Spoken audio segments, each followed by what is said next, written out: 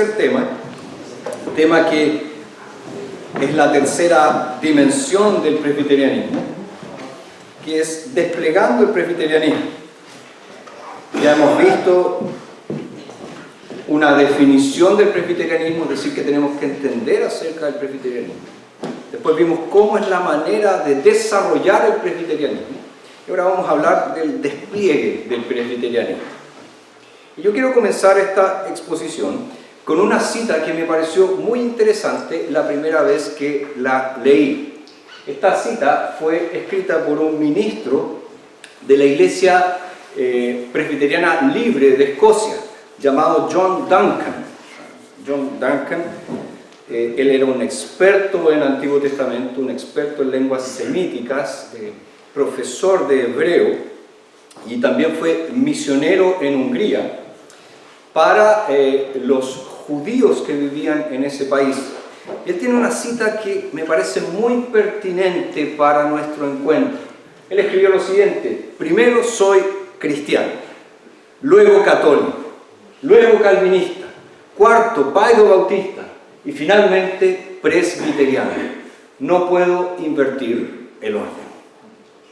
Fíjese cuán pertinente es esta cita para nuestro encuentro, porque estamos aquí como varones presbiterianos.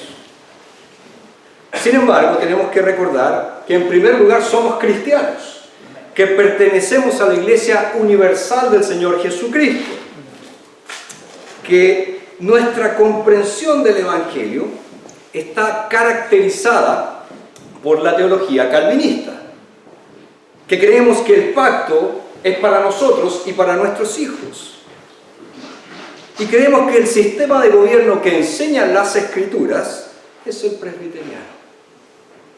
No obstante, nosotros no podemos afirmar, no podemos decir de manera categórica que solo los presbiterianos somos salvos. Que solo nosotros tenemos la verdad absoluta. Eso jamás lo podríamos hacer, porque quien nos salva es Jesucristo. Es el único. Él es el Salvador. Nos salva mediante su obra en la cruz. Su muerte por nuestros pecados, su resurrección por nuestra justificación es lo que nos hace salvos. No nos hace salvos el estar en el rol de miembro nacional de la Iglesia Presbiteriana de Chile. Y eso tenemos que tenerlo muy, muy claro. Dicho esto, obviamente me alegra mucho que nos podamos reunir a discutir sobre el presbiterianismo, sobre nuestra identidad como presbiterianos. Dado que, al parecer, entre los presbiterianos de Chile existen diferentes comprensiones de lo que significa ser presbiteriano. Existen diferentes entendimientos de lo que es ser presbiteriano.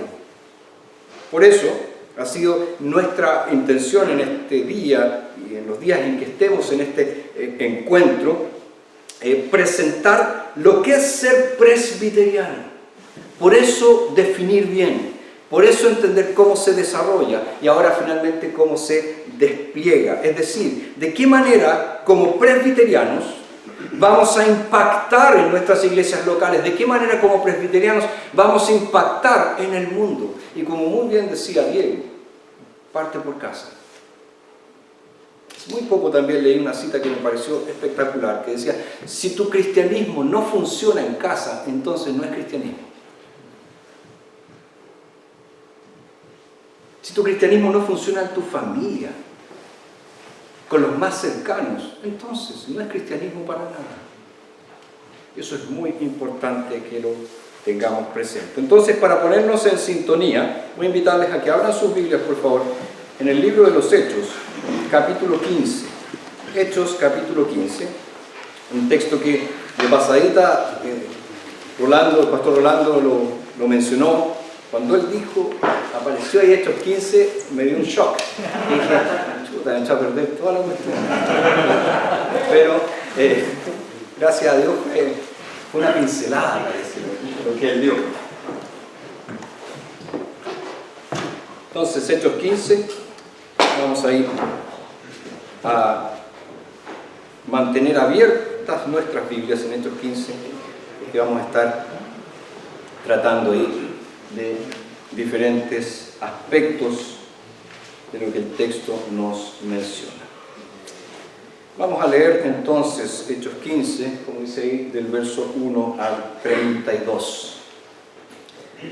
Entonces algunos que vinieron de Judea enseñaban a los hermanos: si no se circuncidan de acuerdo con el rito de Moisés, no pueden ser salvos.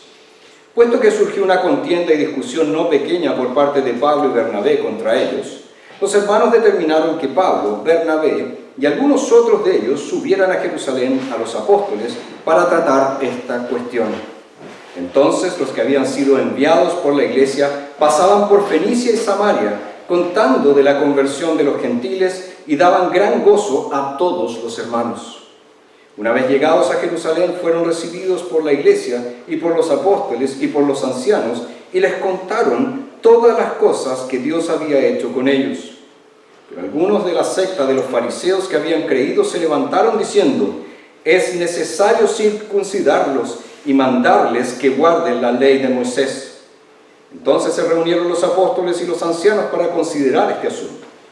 Como se produjo una grande contienda, se levantó Pedro y les dijo: hermanos, ustedes saben que desde los primeros días Dios escogió entre ustedes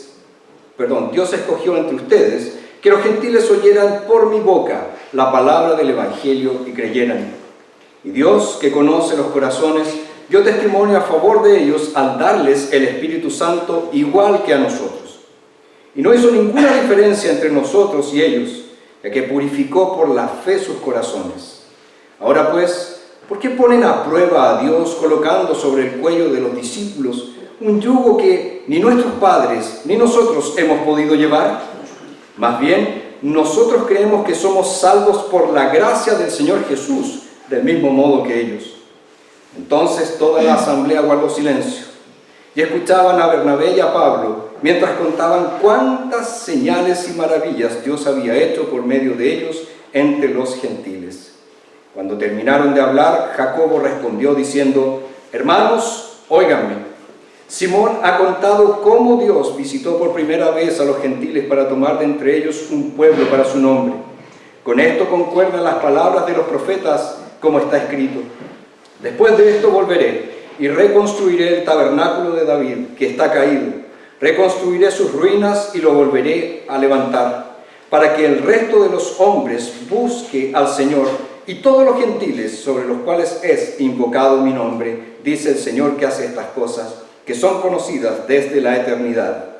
Por lo cual yo juzgo que no hay que inquietar a los gentiles que se conviertan a Dios, sino que se les escriba que se aparten de las contaminaciones de los ídolos, de inmoralidad sexual, de lo estrangulado y de sangre.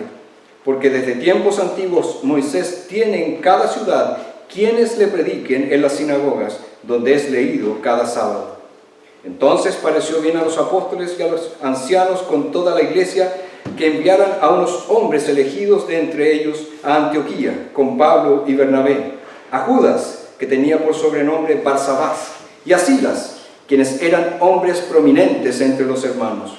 Por medio de ellos escribieron: los apóstoles, los ancianos y los hermanos, a los hermanos gentiles que están en Antioquía, Siria y Cilicia, saludos.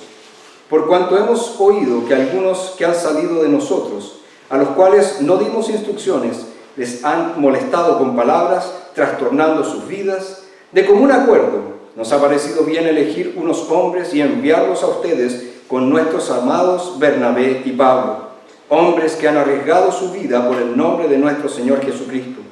Así que hemos enviado a Judas y a Silas, los cuales también les confirmarán de palabra el mismo informe. Porque ha parecido bien al Espíritu Santo y a nosotros no imponerles ninguna carga más que estas cosas necesarias: que se abstengan de cosas sacrificadas a los ídolos, de sangre, de lo estrangulado y de inmoralidad sexual. Si se guardan de tales cosas, harán bien, que les vaya bien. Entonces, una vez despedidos, ellos descendieron a Antioquía, y cuando habían reunido a la asamblea, entregaron la carta. Al leerla, se regocijaron a causa de esta palabra alentadora. Judas y Silas, como también eran profetas, exhortaron a los hermanos con abundancia de palabras y los fortalecieron. Hasta allí nuestra lectura de la palabra del Señor y vamos a orar una vez más para pedir la asistencia del Espíritu de Dios. Padre, estamos delante de tu palabra, Señor, y necesitamos que tu Santo Espíritu ilumine nuestro entendimiento, porque si no es por la asistencia del Espíritu, nosotros jamás entenderemos correctamente tu palabra. Así que, Señor, obra en medio nuestro. Te lo suplicamos en nombre de Jesús. Amén. Amén. Hechos capítulo 15 registra la primera asamblea general, el primer concilio de la iglesia realizada en Jerusalén. La materia que trató la asamblea podría resumirse en la siguiente frase: los gentiles, para ser cristianos, deben ser judíos primero. Un gentil, para llegar a ser cristiano, tiene que pasar primeramente por el judaísmo. Lo que nos puede parecer un asunto baladí, un asunto sin importancia, no lo fue, porque la respuesta que se diera a esa pregunta determinaría si el Evangelio se mantendría puro o no. O sea, esto no es cualquier reunión de iglesia. Aquí se está discutiendo un tema que está directamente relacionado con la esencia de lo que es el Evangelio. El problema, como leímos, surgió en Antioquía, y fue causado por algunos, nos dice el texto. Nos dice quiénes eran, para matar la curiosidad de muchos de nosotros, que nos encanta encontrar al culpable, ¿verdad? ¿Quién eran? Nombres, queremos nombres, para poder sindicarlo. Pero dice que algunos que vinieron de Judea enseñaban a los hermanos: si no se circuncidan de acuerdo con el rito de Moisés, no pueden ser salvos. Y esta enseñanza provocó tal revuelo y consternación dentro de los gentiles que Pablo y Bernabé se levantaron, ojo, Pablo y Bernabé, que eran judíos, se levantaron y tuvieron una contienda, como dice el texto, una discusión no pequeña con ellos. Estos individuos insistían en que los conversos gentiles tenían que observar las leyes rituales judías, especialmente la circuncisión. Especialmente la circuncisión. Yo soy remarco esto. La iglesia puede dar testimonio de eso. Más adelante nosotros nos damos cuenta en este mismo capítulo que estos hombres no tenían la aprobación de la iglesia de Jerusalén, sino que estaban o actuaban movidos por un espíritu de partidismo dentro de la iglesia. Ellos querían defender un grupo de la iglesia, grupo que eran conocidos como ex-fariseos, si es que existe tal cosa. Ahora, la visita a Jerusalén, registrada acá por parte de Pablo y Bernabé, algunos han intentado compararla con lo que Pablo escribe en Gálatas capítulo 2. Algunos piensan que la primera parte del capítulo se está refiriendo a una visita anterior de Pablo, y la segunda parte del capítulo 2 de Gálatas se refiere particularmente a esta visita, porque Pablo se refiere a estos hombres como falsos hermanos quienes se habían infiltrado secretamente para espiar la libertad que tenían ellos en Cristo Jesús. Pablo, como ustedes saben, él era bien directo en la forma de decir las cosas. Pablo jamás podía ser considerado un políticamente correcto. Él decía las cosas tal y como eran, porque él defendía la verdad del Evangelio. Ahora, viendo este capítulo 15, nosotros podemos notar que la iglesia se reúne y resuelve el conflicto. La iglesia se reúne y resuelve el conflicto. Ahora, ¿cómo este capítulo 15 nos muestra la forma de desplegar el presbiterianismo? Eso es lo importante, eso es lo que yo pretendo demostrar ahora. Cuando hablamos de desplegar el presbiterianismo, Nos estamos refiriendo al hecho de ejercitar o de poner en práctica la forma de gobierno presbiteriana.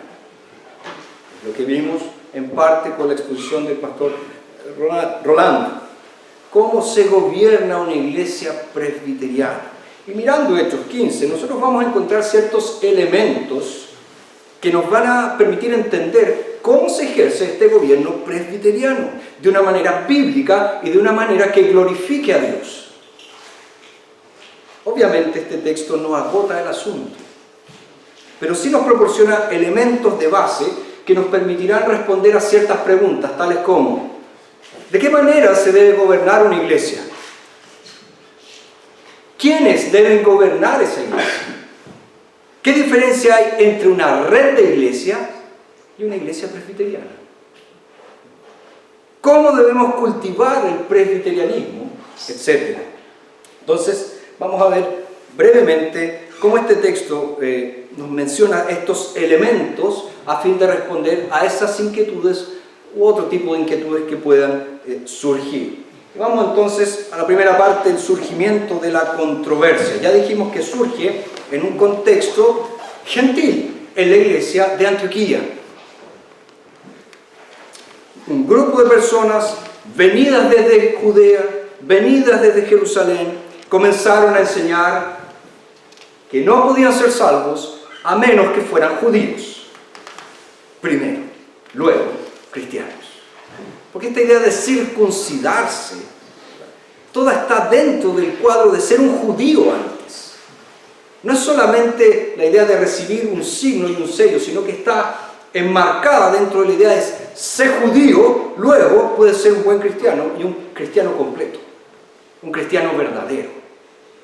Y nos dice entonces que Bernabé y Pablo resistieron a esta enseñanza y tuvieron una discusión y una contienda no pequeña. Y las palabras utilizadas por Lucas en el idioma original llevan consigo la idea de un intenso y de un acalorado debate. No fue una cosa así como, bueno, ustedes están enseñando esto, pero no nos gusta tanto. Yo creo que, ¿por qué no piensan en esto? No, la idea misma de la expresión utilizada por Lucas es que habían fuertes diferencias de opinión que no tenían necesariamente el objetivo de llegar a una solución. Porque unos defendían una cosa, deben ser judíos primero, y otros decían, no es necesario. Eso no tiene nada que ver con el Evangelio. De hecho, la expresión no pequeña ya nos revela qué tipo de discusión surgió. Entonces, hubo un intercambio muy acalorado de opiniones, que como todo debate estaba causando conmoción dentro de la iglesia. ¿O ustedes han asistido a alguna asamblea eclesiástica donde hay debates, hay diferencias de opiniones, muchas veces acaloradas? ¿Cómo queda la asamblea? ¿Están todos felices? Quedan todos resentidos. Hay algunos que dicen, algunos que hasta se ofrecen combos. Esos son los más espirituales de la iglesia, por si acaso. Pero sucede eso. Ahora,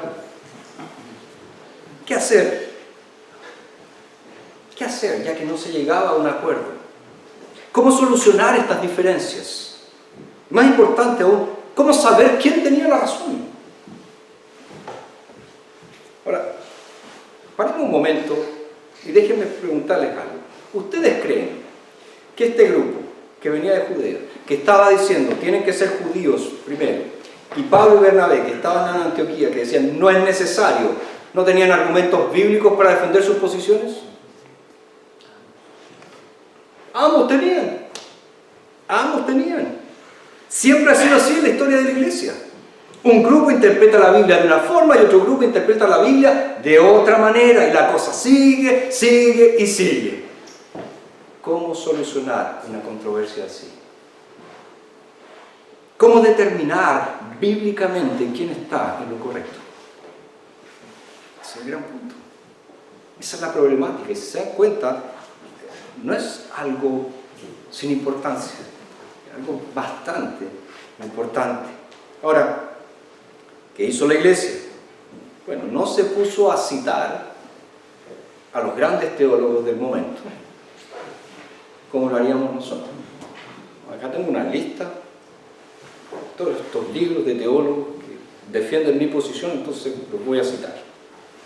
Ni tampoco empezaron a decir, mira, este hermano es el que más conoce acerca del sistema presbiteriano. No hicieron nada de eso. Tampoco esperaron una revelación directa de Dios. Que Dios les dijera, estos están en lo correcto, estos no están en lo correcto. Ellos siguieron un camino diferente. Nos dice el verso 2, puesto que surgió una contienda y discusión no pequeña por parte de Pablo y Bernabé contra ellos, los hermanos determinaron que Pablo, Bernabé y algunos otros de ellos subieran a Jerusalén a los apóstoles para tratar esta cuestión. El texto nos dice que determinaron que Pablo, Bernabé y otros, no sabemos quiénes eran, subiesen a Jerusalén para tratar el asunto.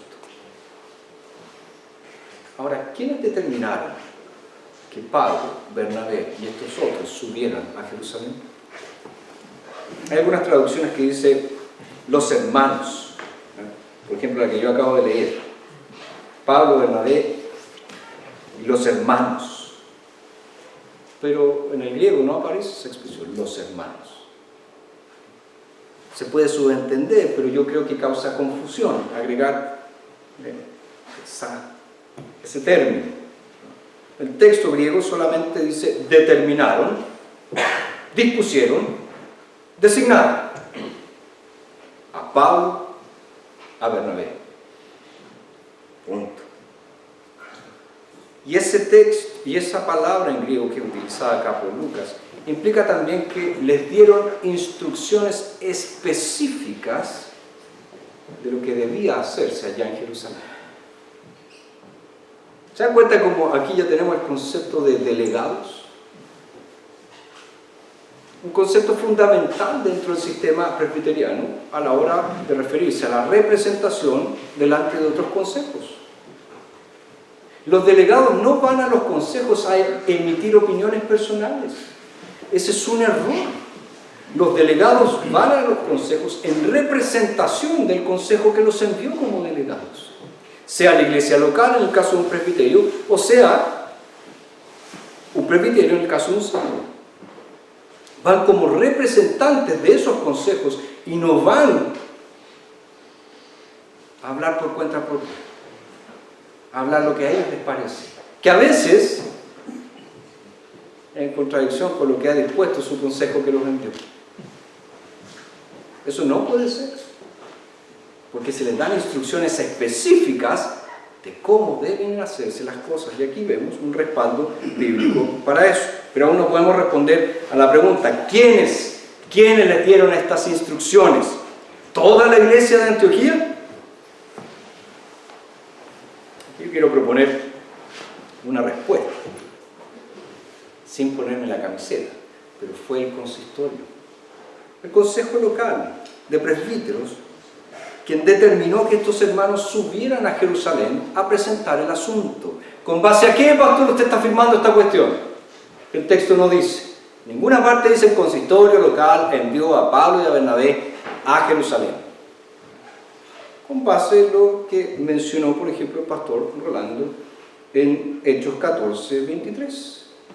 Y después de haber constituido ancianos para ellos en cada iglesia, y de haber orado con ayunos, los encomendaron al Señor en quien habían creído.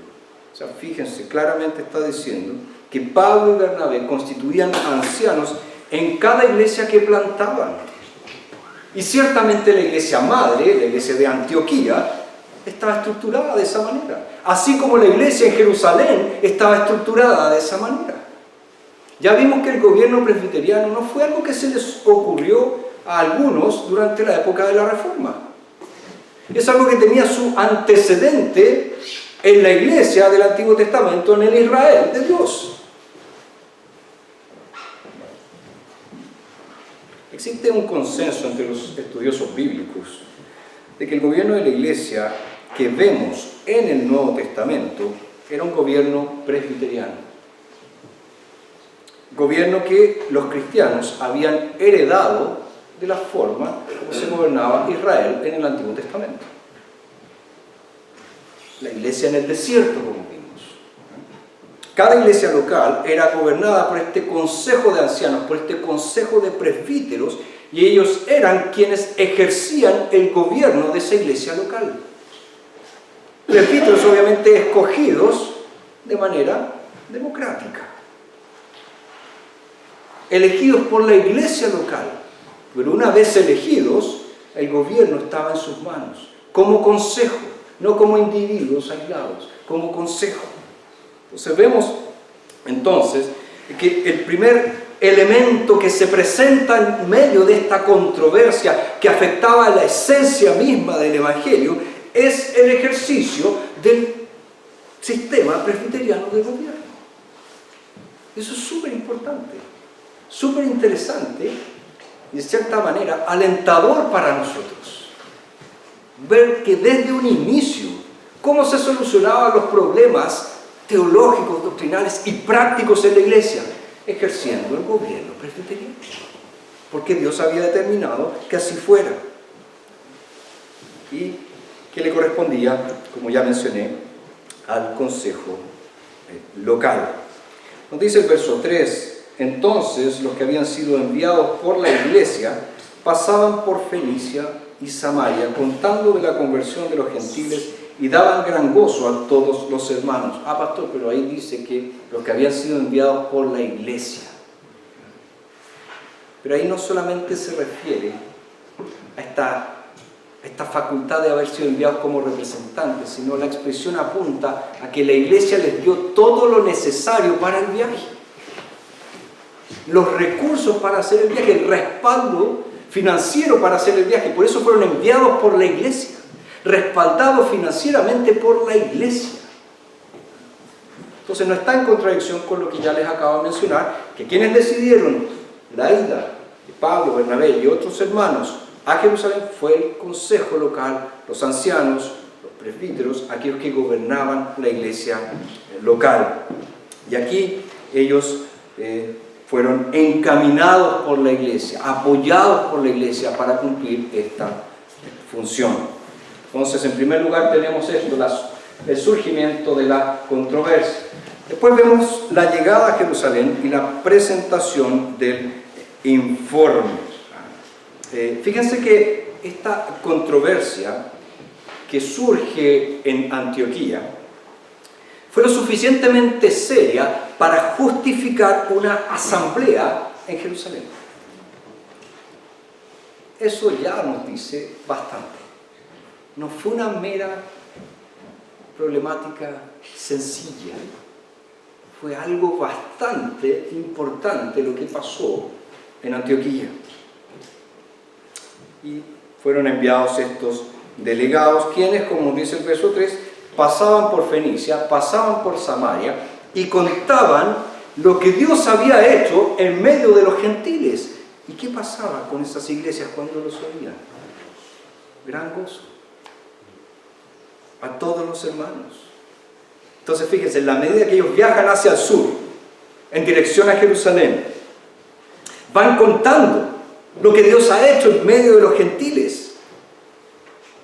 Y ese progreso del Evangelio, ¿qué producen las iglesias que los oyen? Gozo, alegría. Mira lo que Dios está haciendo en medio de los gentiles. Mira cómo Dios está convirtiendo gente. Mira cómo el Señor está trayendo a su pueblo a sus pies. Esto es lo que el progreso del Evangelio, hermanos, siempre debe producir en cada uno de nosotros. Gozo, alegría. Pero tristemente, ¿qué es lo que vemos? Que somos movidos por la envidia. Y empezamos a cuestionar a un hermano que está siendo usado por Dios. O a una iglesia que Dios está usando. Ah, no, lo que pasa es que son puros pragmáticos. Ah, sí, es que ese pastor, él relaja los cursos de catecúmeno, entonces, claro, recibe miembros toda la semana. No, es que este otro lo encanta con otro tipo de actividades. ¿Qué nos está pasando cuando hacemos ese tipo de comentarios? Y como presbiterio, nosotros nos alegramos cuando vemos que una iglesia del presbiterio está siendo bendecida por Dios. O somos movidos por la envidia, o hacemos comentarios indebidos. El progreso del Evangelio siempre debe producir gozo en nuestro corazón. Porque estamos sirviendo a un mismo Señor. Estamos compitiendo. Nuestras iglesias no son empresas que están compitiendo unas contra otras en un mercado despiadado. Somos hermanos en Cristo que estamos bajo la misma misión. Ahora, llegan entonces a Jerusalén, presentan el informe y nos dice Lucas que durante la presentación del informe se levantan unos de la secta de los fariseos que habían creído, diciendo: es necesario circuncidarlos y mandarles que guarden la ley de Moisés. También estaban allí. También estaban allí. Fíjense que esto era lo que los delegados no oficiales también estuvieron diciendo en Antioquía. Es necesario circuncidarlos para que sean salvos. Ahora, la pregunta que podríamos hacernos es la siguiente: ¿estas reclamaciones de este grupo obedecían a un genuino deseo por preservar la santidad de esas iglesias en medio de los gentiles? ¿O había una intención oculta? Podríamos pensar, no, es que es el celo que ellos tenían de que vivieran en conformidad a la ley de Dios. Estos gentiles, estos paganos inmundos que se habían convertido, lo que los llevaba a decir: hay que circuncidarlos y tienen que guardar toda la ley de Moisés. Lo más probable, pues lo mencionaron en el verso 1, en el verso 10 y en el verso 11, es que sí había una segunda intención. Sí tenían una segunda intención. Porque aquí vemos una tergiversación del Evangelio. Ojo, surgida en el centro de la iglesia. Diego nos mencionaba en su exposición que una de las razones que afectaba el desarrollo de la iglesia, ¿cuál era? Liberalismo teológico. Una tergiversación del Evangelio que se dio ¿dónde? En el seno de la iglesia, dentro de la iglesia, en las instituciones académicas de la iglesia, de donde salían aquellos que después iban a enseñar en las iglesias y empezaron a contaminar a toda la iglesia. A veces pensamos que la herejía viene de fuera solamente. No. Pablo muy claramente le dijo a los ancianos de Éfeso reunidos en Mileto: ¿qué cosa? De ustedes mismos se van a levantar. De ustedes mismos se van a levantar estos falsos maestros que van a enseñar, que van a tergiversar, que van a pervertir el Evangelio de Jesucristo.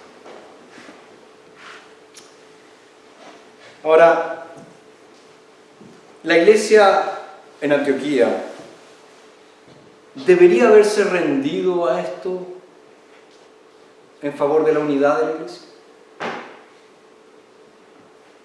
Podríamos haber pensado lo siguiente, ¿verdad? Con nuestra ética siempre acomodaticia de los tiempos: no, pero no importa que lo hagan así, sigamos siendo una iglesia.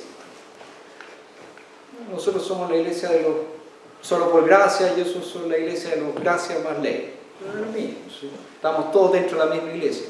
Podrían haber pensado de esa manera, pero ellos no lo hicieron. ¿Por qué? Porque no puede haber unidad en un actuar así. No puede haber unidad en un actuar así. De una u otra forma, estos dos puntos de vista chocaron. Y no puede haber unidad, así como tampoco la hay entre la luz y las tinieblas. O la salvación es por gracia, solo por la gracia, o no lo es. Porque estos estaban defendiendo ¿qué cosa? Una salvación considerando obediencia sacramental. Pero la salvación o es por gracia o no lo es. No hay términos medios. Si los apóstoles hubieran aceptado las demandas de la secta de los fariseos, el cristianismo hubiera tomado una dirección completamente diferente. Podríamos decir que este fue uno de los momentos en la historia de la iglesia del tipo, vamos a honrar a donde estamos, del tipo Lutero, ¿verdad? Heme aquí, no puedo hacer otra cosa. Esto es así. No puedo abrir mano de esto, no puedo renunciar a esto. La salvación es solo por gracia. No puedo agregarle algo más. Calvino comenta sobre este pasaje: el cristianismo no habría servido de nada si Pablo hubiera cedido. Haber cedido a la insistencia de que los gentiles debían circuncidarse o debían someterse a todas las ceremonias judías para ser salvos, hubiera hecho que la tarea misionera a los gentiles hubiera sido imposible. Imagínense llegar donde los gentiles a decirles: ustedes tienen que ser judíos, y una vez que son judíos, les vamos a hablar de Jesús. Hubiera sido terrible. No hubiera ido a ninguna parte. Ahora, en cierto sentido, esta discusión ya se había resuelto años atrás. Pedro, Jacobo y Juan ya habían acordado que la misión de Pablo a los gentiles no tenía por qué insistir en la circuncisión, en lo que nosotros vemos en Gálatas 2. Pero parece que este problema que se había abordado años atrás había revivido, había salido nuevamente a la luz. ¿Por qué? Podemos buscar muchas razones, pero fíjense qué está sucediendo aquí en Hechos 15. Estamos viendo un cambio sustancial en la iglesia. ¿Por qué digo esto? Porque la iglesia, que antes estaba predominantemente conformada por judíos que se habían convertido al cristianismo, ahora estaba siendo predominantemente conformada por gentiles que habían creído. Es decir, el eje se estaba moviendo desde Jerusalén hacia Antioquía. Ahí estaba siendo el centro del cristianismo.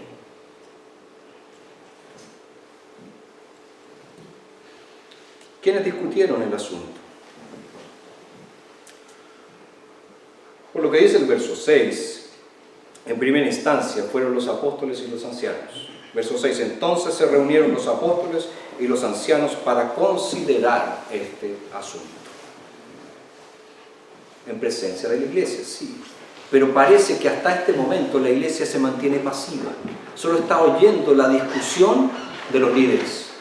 Solo está escuchando el parecer de los líderes. Y este elemento ya de por sí es significativo, porque aquellos que son llamados a presidir también son los primeros que deben tratar los asuntos importantes de la iglesia.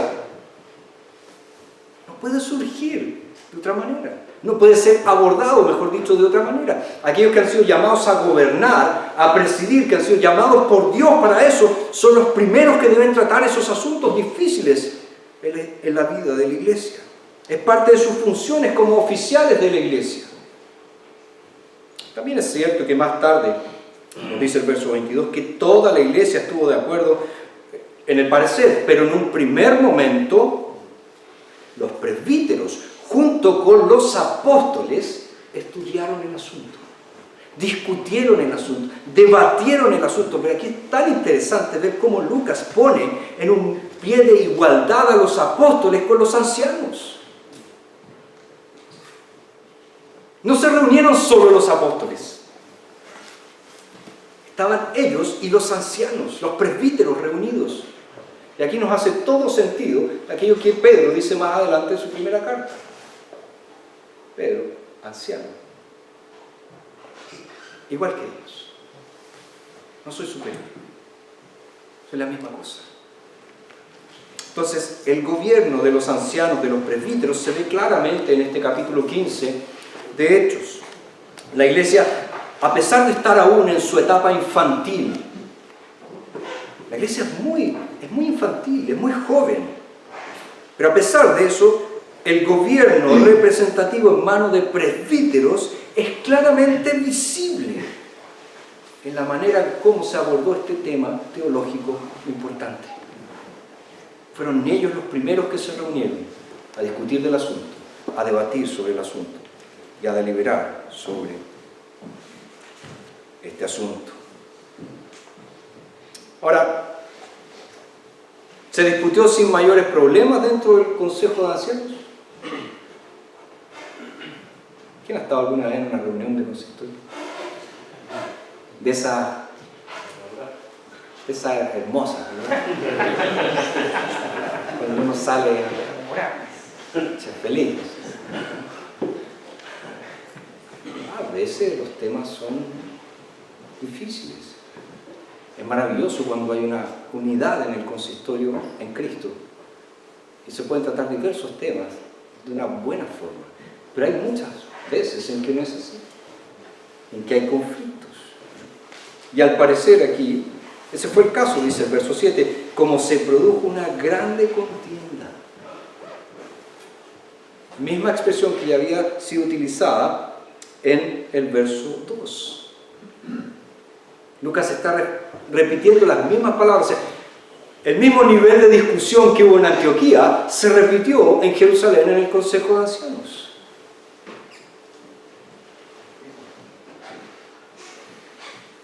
Hubo entonces un acalorado debate. Y en parte se entiende, ¿por qué? Porque estaban allí también fariseos que habían creído. Fariseos que estaban ahí metidos. Y en ese momento nos relata Lucas que Pedro se levanta y habla. Del verso 7 al verso 11 están registradas las palabras de Pedro. Y el resumen de lo dicho por Pedro es lo siguiente: Dios escogió a los gentiles y ellos han sido salvos, igual que nosotros los judíos, es decir, por gracia. Ellos han recibido el Espíritu Santo igual que nosotros. Y Pedro concluye con esta frase que es tremenda en el verso 10. ¿Por qué ponen a prueba a Dios, colocando sobre el cuello de los discípulos un yugo que ni nuestros padres ni nosotros hemos podido llevar?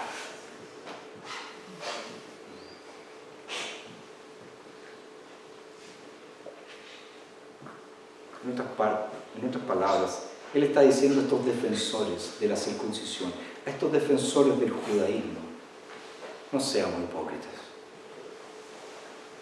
Ustedes están queriendo imponer algo que ustedes nunca han cumplido,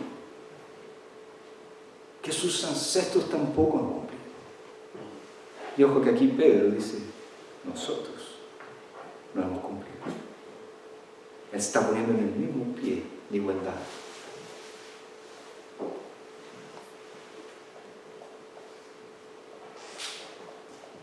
¿Cuál fue este acalorado debate dentro del consistorio de ancianos? El mismo que Antioquía. ¿Hay que ser judío primero para ser salvo? Pedro dice: no, por ningún motivo. Por ningún motivo. No somos salvos por ser judíos. Somos salvos por la gracia del Señor Jesucristo. Vemos entonces el surgimiento de la controversia, la llegada a Jerusalén, la presentación del informe. Y ahora vamos a la participación de la asamblea. El verso 12 dice: entonces toda la asamblea, otra traducción puede decir multitud, guardó silencio. Aquí vemos que hay un movimiento, ¿verdad? Desde el consejo de los ancianos, de los presbíteros, a la asamblea. Ya no se trata de examinar el asunto solo entre ellos, sino que ahora está delante de toda la asamblea para su deliberación final. Se oyen los informes de Pablo, de Bernabé acerca de la gracia de Dios en medio de los gentiles, y una vez que ellos acaban, le corresponde a Jacobo hablar. Y Jacobo hace una interpretación teológica de todo lo sucedido, para finalmente hacer una proposición. Ahora, la proposición de Jacobo, nosotros podemos ver, resuelve el problema. Él relacionó lo que había sucedido con la incorporación de los gentiles con la Escritura, con lo que decían los profetas. Particularmente aquí está citando al profeta Amós, diciendo que Amós ya había anunciado que Dios incorporaría a los gentiles dentro de su pueblo. Por lo tanto, no tenía que incomodarse a los gentiles con la discusión ridícula de deben hacerse judíos primero para ser salvos. Porque Dios ya había planificado desde la eternidad y anunciado por medio de sus profetas que los gentiles, sin pasar por el judaísmo, sean incorporados a la iglesia del Señor. Jacob hace todo ese análisis de una manera magistral. Y Jacob ve claramente que los gentiles estaban considerados como parte de esta casa de David. No a través de Moisés, sino a través de Cristo. A través de la gracia del Señor Jesucristo. Y ve una correlación, ¿verdad?, entre la experiencia de la iglesia con la teología de la palabra, entre la enseñanza de los apóstoles en el Nuevo Testamento y la de los profetas del Antiguo Testamento. Como bien expuso el pastor, estamos hablando de la teología del pacto, está todo unido. No son dos historias aparte, que no tienen relación alguna, está todo vinculado dentro del pacto de Dios. Es decir, de la forma como Dios ha decidido relacionarse con su pueblo. Y en los versos 19 al 21, Jacobo, ¿verdad?, menciona un compromiso práctico que toma en cuenta tanto el interés de los gentiles como el interés de los judíos. Y aquí vemos que Jacobo presenta incluso ciertas concesiones que muchas veces son necesarias a la hora de llegar a un acuerdo. Y se establece aquí un principio. ¿Cuál es el principio? No hay que inquietar a los gentiles que se convierten a Dios. Y esto es súper importante para el ministerio. ¿Por qué?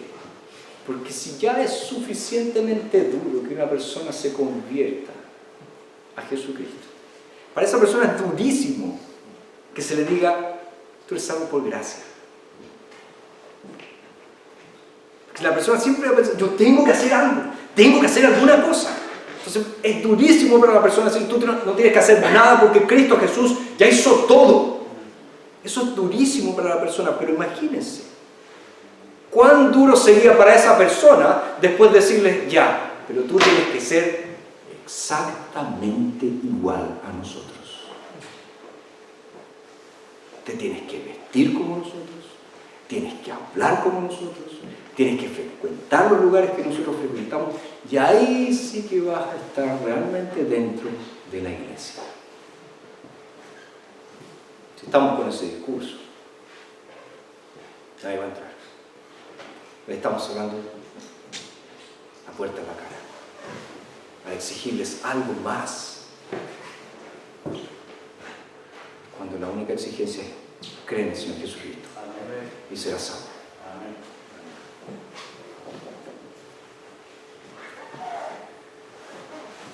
Pero como decíamos, hay una concesión aquí, ¿verdad? Si por un lado se les dice a los judíos: dejen de incomodar, de importunar a los gentiles, por otro lado se les dice a los gentiles: ojo por los judíos, por favor. Entonces absténganse de las contaminaciones a los ídolos, de la inmoralidad sexual, de lo estrangulado y de sangre. Prácticas que para un judío eran abominación. Fíjese qué importante esto también para la vida de la iglesia. Muchas veces los jóvenes llegan a la iglesia y quieren cambiar todo. Desde la forma como se viste el pastor hasta la forma como está ordenada la iglesia. Cambiemos todo esto. Pero se olvidan que hay gente que es más vieja que ellos que están allí. Que ellos aman cantar esos himnos antiguos. Que a ellos les gusta el orden que está en la iglesia.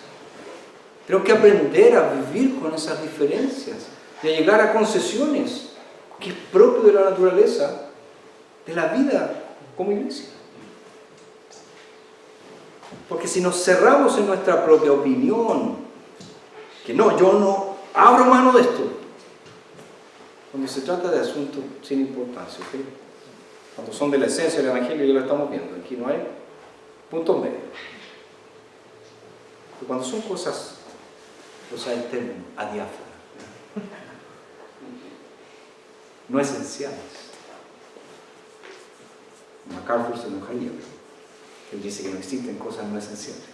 Ustedes lo conocen como él. Hay que tenerle misericordia.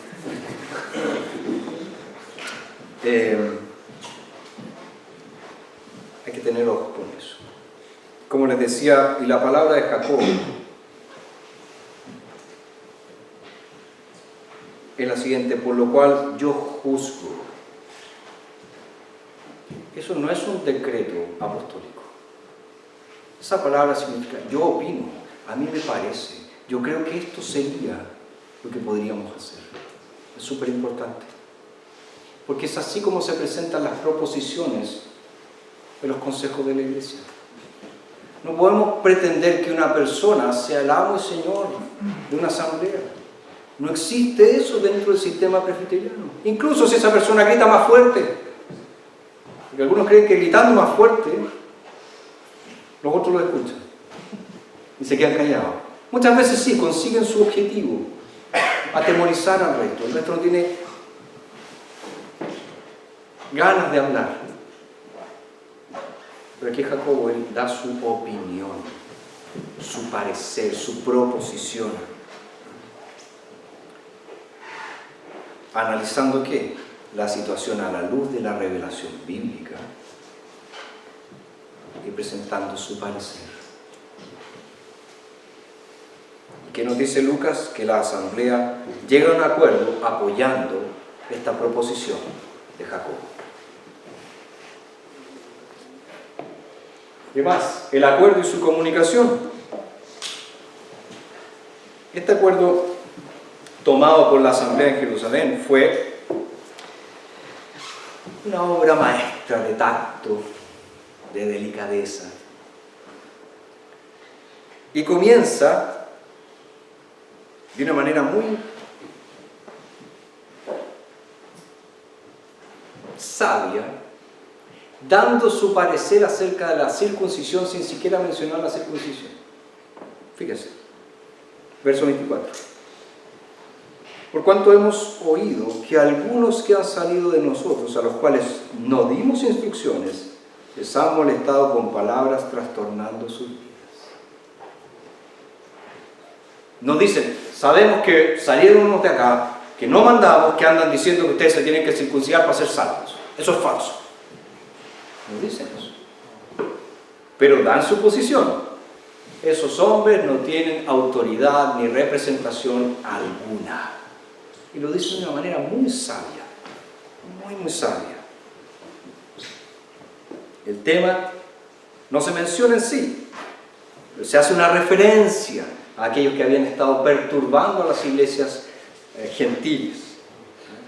Y luego se presenta una serie de recomendaciones acerca de comidas que para los judíos cristianos representaban aún un tema importante. A ver, una cuestión. Por un lado, se dice que no se preocupen con la circuncisión, pero por otro se les pide abstenerse de ciertos alimentos. ¿No hay algo extraño?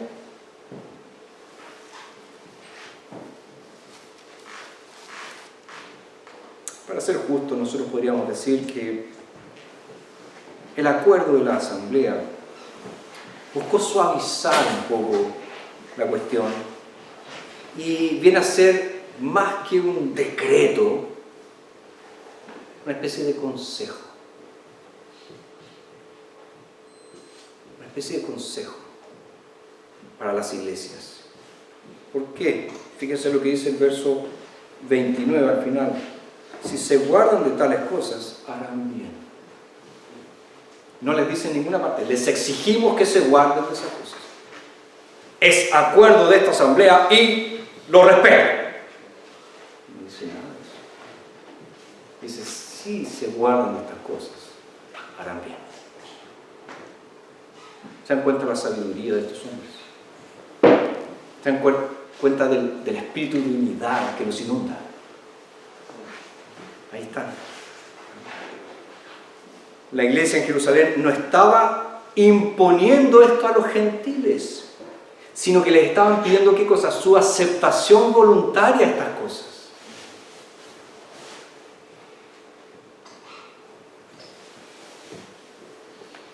Aquí tenemos un caso claro de la libertad en Cristo, que abre paso a ¿qué cosa? Al amor a aquellos cuyas conciencias son más débiles, al hermano más débil en la fe, que Pablo trata en Romanos y en Corintios, 1 Corintios.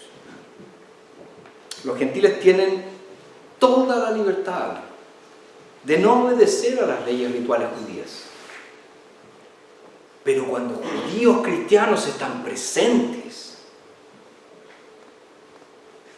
ellos no tienen esa libertad. ¿Movidos por qué? Por amor a ellos.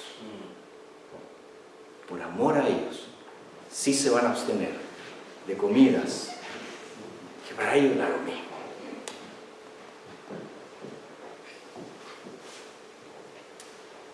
¿Tiene sentido eso para ustedes? Claro que tiene. La asamblea mostró una preocupación pastoral por la santidad de las iglesias en Antioquía y sus alrededores, es decir, por la santidad de las iglesias gentiles. Y también estaban pidiendo cierta cautela dentro de estas comunidades gentiles para con los judíos que estaban allí, para no destruir la unidad, para no romper la unidad. Ya decimos, cuando se trata de comida, el asunto es adiáfora, no es importante, no es esencial, pero el amor sí es esencial. No se puede dejar de lado. Dentro de un entendimiento de la libertad cristiana, los gentiles debían ser razonables cuando se trataba de la comida que para los judíos era abominable. Judío cristiano, ¿okay? Eso está más que claro. La asamblea no hizo ni un intento de prohibir el consumo, por ejemplo, de carne de cerdo, ni de cordero, ¿se imaginan?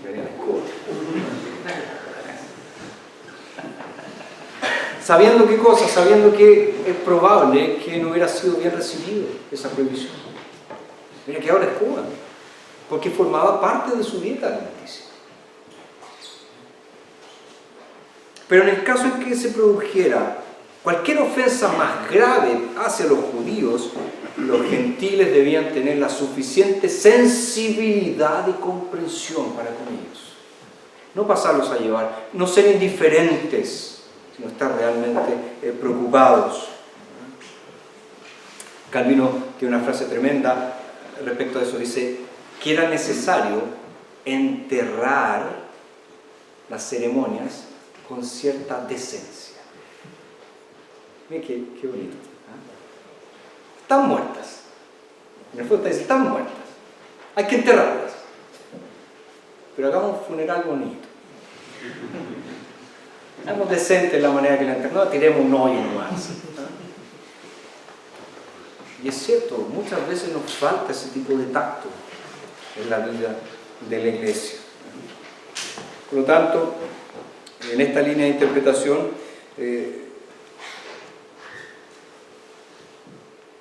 surge una pregunta que ya podemos empezar a vislumbrar. ¿Cuál era la naturaleza de este acuerdo que se tomó? Y que se redactó posteriormente como una carta. ¿Qué era? Ya dijimos, no era un decreto apostólico, no era un decreto papal, ninguna de esas cosas. ¿De qué se trató? Bueno, déjenme mencionar unas características. En primer lugar, este acuerdo fue escrito por hermanos y dirigido a hermanos. Es súper importante. Dice, los apóstoles, los ancianos y los hermanos, a los hermanos gentiles. Si están en Antioquía, Siria y Cilicia, saludos. Fíjese que aunque tiene autoridad apostólica, porque está firmado, ¿verdad?, dirigido por los apóstoles, los ancianos,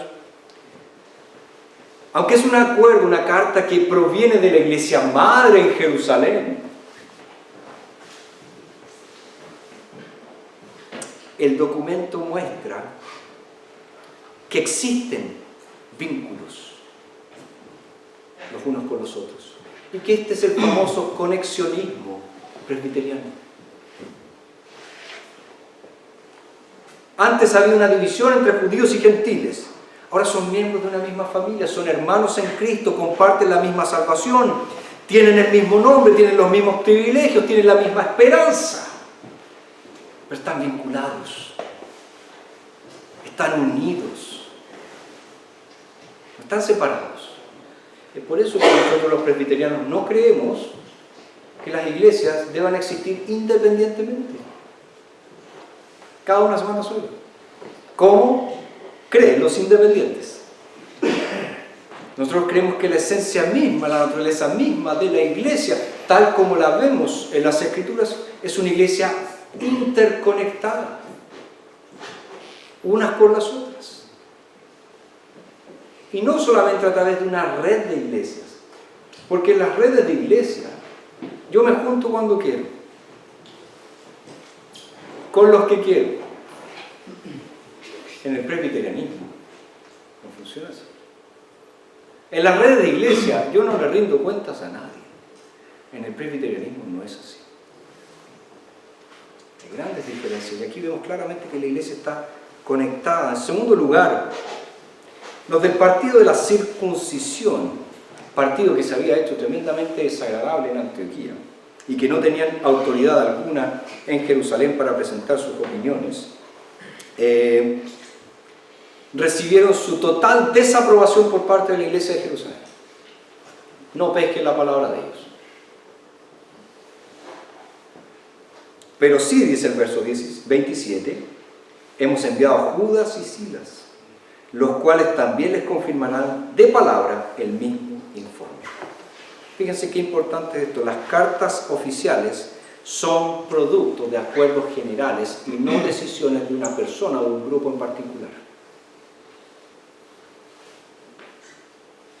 Cuando se envían comunicaciones oficiales de los consejos superiores, son acuerdos de todo el consejo superior y no de un grupo en particular. Pastor Rolando hacía hincapié de eso. Se llaman comisiones ejecutivas o mesas ejecutivas. Ejecutan las decisiones del consejo y nada más, no tienen atribuciones para tomar decisiones propias. Y esto lo vemos aquí. Está diciendo la iglesia, este acuerdo que tomamos todos está siendo comunicado y enviado por representantes oficiales para que sea dado a conocer, para que todos lo puedan entender, para que todos lo puedan recibir. Y la carta esta está diseñada para traer un sentido de unidad palpable entre las iglesias del norte y la iglesia de Jerusalén que estaba en el sur. Estamos todos juntos, estamos todos conectados, estamos todos unidos. Hay una sensación de que la misión a la que están comprometidas son exactamente la misma misión. Usted allá en el norte, nosotros acá en el sur, estamos bajo la misma misión, estamos comprometidos en la misma misión. Tercero, la carta también da cuenta de 4 estipulaciones que, como ya dijimos, se le pide a los gentiles y que estas tienen que entenderse a la luz del deseo, como dice el verso 28, de no imponerles ninguna carga más que estas cosas necesarias. Eso es tremendo también. Cualquier cosa que se les pida debe entenderse como un requisito mínimo en lugar de un pesado yugo. Pero a veces pasa al revés. Las exigencias hacia las iglesias, en vez de ser mínimas, parece que son máximas. Se les obliga a hacer muchas cosas. Pero aquí vemos que el espíritu es otro, es distinto. Estos requisitos que se les exigen son para el bien de ellos y están destinados a demostrar el amor de la iglesia en Jerusalén para con ellos y la preocupación por la futura unidad de la iglesia. Cuarto, los destinatarios de esta carta, como ya mencionamos, son hermanos, pero también son los gentiles que están en Antioquía, en Siria y en Cilicia. Y más tarde, nosotros vemos en el capítulo 16, verso 4, que Pablo entregaba esta misma carta en todas las iglesias de Galacia.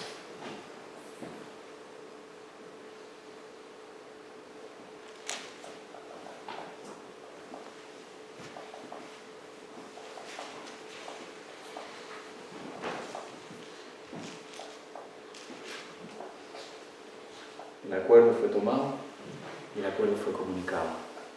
Un acuerdo que buscaba unidad, que se presentaba como una solución a un problema, donde se exigían lo mínimo. Se exigía lo mínimo. ¿Cómo fue recibido este acuerdo? Con esto parece que casi termino. Nos dice el verso 31, al leerla, se regocijaron a causa de esta palabra alentadora. Una indicación más de que recibieron esta carta como que, no como una manera deshonesta de hacer prosélitos judíos, sino todo lo contrario. Y nos dice que Silas y Judas pasaron un tiempo exhortándolos y fortaleciéndolos, y después ellos fueron despedidos en paz, en comunión, en amor. Y sin duda gran parte de la enseñanza de tanto de Silas y Judas se refería al mismo acuerdo que había tomado la iglesia en Jerusalén.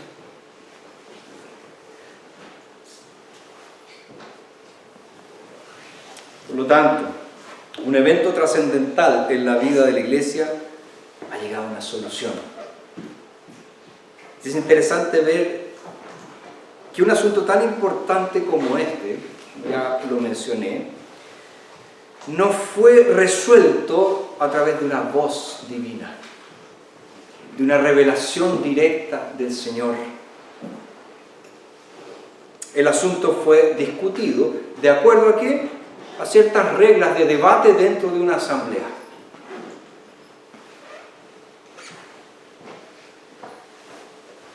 Pero la carta en sí misma dice en el verso 28, porque ha parecido bien al Espíritu Santo y a nosotros no imponerles ninguna carga más que estas cosas necesarias. Fíjense, con esto ya nos está diciendo que durante todo el debate y principalmente en la resolución del asunto buscaron la dirección del Señor. ¿Cuántas veces nosotros queremos imponer nuestra opinión, nuestro parecer? Y a veces lo hacemos a través de redes que formamos, ¿verdad? De los amigos. Y los WhatsApp para arriba y para abajo. Vota esto, vota por esto otro. ¿Qué nos está diciendo el texto? Busque la dirección del Espíritu Santo. Esas son las decisiones que Dios va a honrar. No las decisiones abordadas por un partidismo absurdo, como era lo que los fariseos intentaban hacer. En el proceso de deliberación se les aseguró la presencia y el ministerio del Espíritu Santo, guiando, clarificando, edificando a la iglesia. Ahora, ¿por qué? Porque fíjense, ¿a qué estaban comprometidos ellos cuando se reunieron? A defender la esencia del Evangelio, a defender de qué se trata el Evangelio. Y esos son los temas más amados por el Espíritu Santo. Claro que el Espíritu Santo iba a guiar esto. Y ellos buscaron la dirección. Y nosotros debemos estar profundamente agradecidos porque la asamblea haya llegado a esta conclusión, porque el Evangelio estaba en juego. ¿Las preocupaciones de la iglesia en Jerusalén eran genuinas con respecto a los gentiles? Sí, claro. Estaban preocupados por la santidad de los gentiles. Pero estos hermanos llegaron a una conclusión en amor. ¿Cuál fue esa conclusión en amor? Vamos a ser firmes cuando se cuestiona un principio del Evangelio. Y vamos a ejercer el amor cuando en un principio esencial del Evangelio esté en juego. Es un ejemplo de cómo los asuntos en la iglesia deberían tratarse siempre.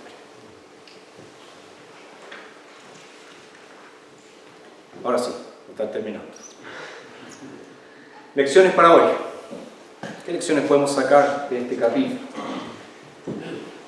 En primer lugar, la asamblea proporciona un modelo para resolver las disputas en doctrina y prácticas de la iglesia. Como ya les dije, obviamente que hay un principio subyacente de conexionismo entre las iglesias de algún tipo.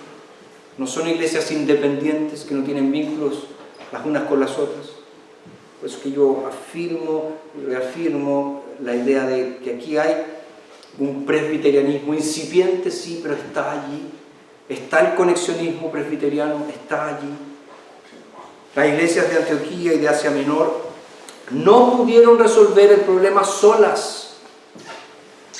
Tuvieron que unirse a la iglesia de Jerusalén para llegar a una resolución, para poder concertar esto. Obviamente, nosotros no podemos tomar este texto y decir, miren, este texto prueba de que todas las demás denominaciones que no son presbiterianas son herejes. No, es absurdo. Pero sí están aquí los principios de nuestro sistema que entendemos que es bíblico.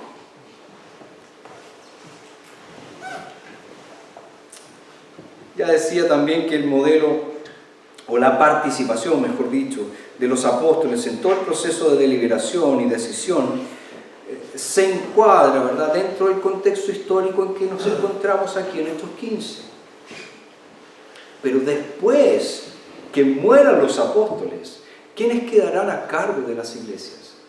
Los presbíteros, los ancianos. Y así es hasta el día de hoy.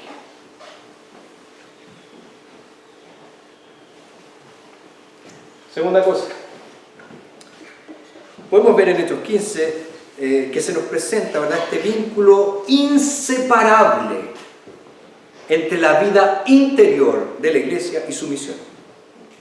¿Qué quiero decir con eso? Si no hay paz interna, nuestro testimonio externo se va a ver perjudicado.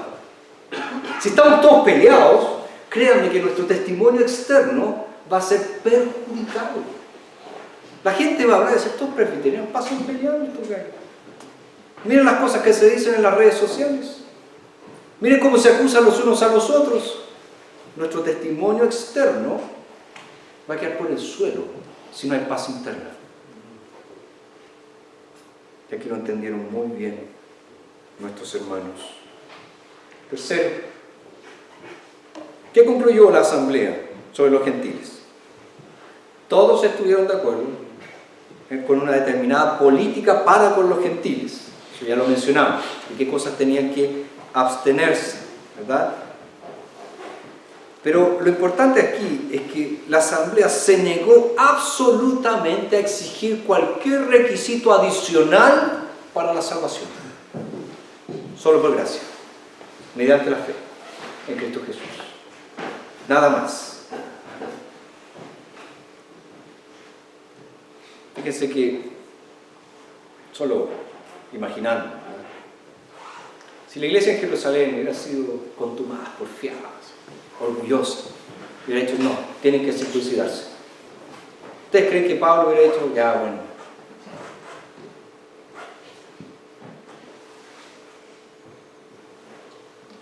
¿Hubiera hecho eso? Hubiera dicho, Antioquía, nos mandamos a cambiar. Nos vamos. Vamos a formar otra denominación.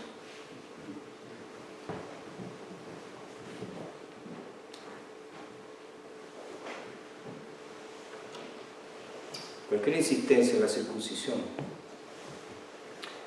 para los gentiles hubiera sido una colina demasiado alta para subir. nunca hubieran estado dispuestos a aceptar. Pero debido a la decisión que se tomó, desde ese momento en adelante, ya no se iba a aceptar a ningún falso delegado que viniera a imponer cosas que no correspondían. Tremendamente importante. Cuarto, tampoco se puede extraer de Hechos 15 una serie de procedimientos para las asambleas, cómo tienen que ser las intervenciones, cuánto tienen que durar, cuánto tenemos que dejar hablar a las personas, en fin. Pero hay ciertos elementos que sí podemos sacar de aquí, tales como respeto a la hora de las intervenciones. Pedro habló, la asamblea guardó silencio. Pablo y Bernabé hablaron, la asamblea guardó silencio. Jacobo habló, la asamblea guardó silencio. Muchas veces nuestras asambleas parecen más reuniones sindicales que asambleas eclesiásticas. Y eso es una vergüenza. Es una vergüenza. Y creemos que porque oramos al final de la asamblea se solucionó el asunto. No. La asamblea es un ejercicio espiritual. Nuestras opiniones tienen que ser enmarcadas en el amor de Cristo, en sumisión a la palabra. Opinión que yo dé, tengo que seguir el modelo de Pablo, de Bernabé, hablar lo que Dios ha hecho, de su gracia, seguir el ejemplo de Pedro, entender el ejemplo de Jacobo, interpretar teológicamente lo que está sucediendo y no emitir opiniones al voleo.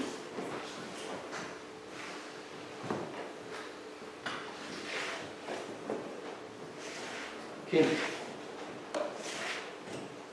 A pesar de que hablaron apóstoles, Pedro, Jacobo, Pablo, en ninguna parte del texto se nos dice que recibieron un trato preferencial. Hablar Pablo, hablar Pedro, guarda silencio. Levanta la mano, Juanito los Palotes, ¿qué iba a decir? No vemos eso en el texto. Y tanto Pedro como Jacobo comienzan sus palabras diciendo ¿qué cosa? Hermanos. Se están poniendo en un mismo pie de igualdad. Somos todos hermanos. Aunque el Señor me haya llamado a mí a ser un apóstol, aunque el Señor me haya llamado a mí a ser un pastor, aunque el Señor me haya llamado a mí a ser moderador, aunque el Señor me haya llamado a mí a ser lo que sea, todos los que estamos aquí somos hermanos, estamos en el mismo pie de igualdad. Dice claramente aquí el texto. Sexto, ya lo hemos mencionado más de una vez, cuando se trata de una cuestión acerca de la esencia del Evangelio, el tema fue abordado tanto de la perspectiva de los hechos, lo que pasó, como también de una perspectiva bíblico-teológica. No hay opiniones a la loca, no hay esas iluminaciones del momento, se me ocurre tal cosa. Todas ellas tienen un trasfondo en las Escrituras y en la teología. Jacobo hizo acá una construcción teológica de lo que estaba sucediendo y cómo solucionarlo bíblicamente. Es tremendo, yo encuentro tremendo este pasaje, como lecciones para nosotros. A veces queremos imitar modelos de las empresas, de cómo funciona acá, de instituciones de educación acá, en fin, vamos a las Escrituras. De allí saquemos los modelos. Y por último, y ahora sí, la búsqueda de la dirección del Espíritu.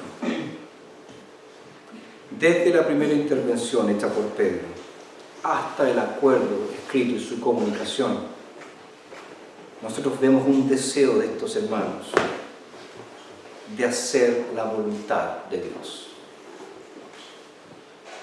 Pedro diciendo, no tienten a Dios, imponiendo cosas que Dios no impone. Jacobo dice, miren lo que Dios ha dicho en su palabra. Cuando hacen el acuerdo de tal manera, esto no es bíblico, que lo hacen muy sutilmente, pero dicen después, este es un consejo y hemos recibido la guía del Espíritu Santo.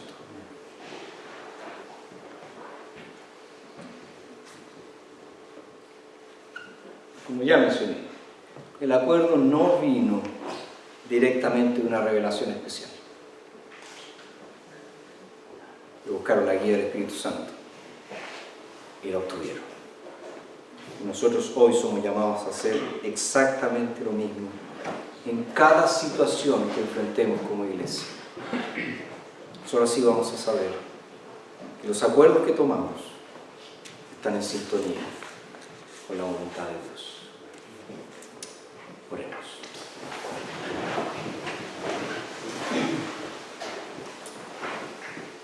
Señor nuestro Dios, queremos una vez más darte las gracias. Porque si necesitamos algún tipo de dirección para la vida de tu iglesia, la podemos encontrar en tu palabra. Gracias, Señor, porque la Escritura es suficiente.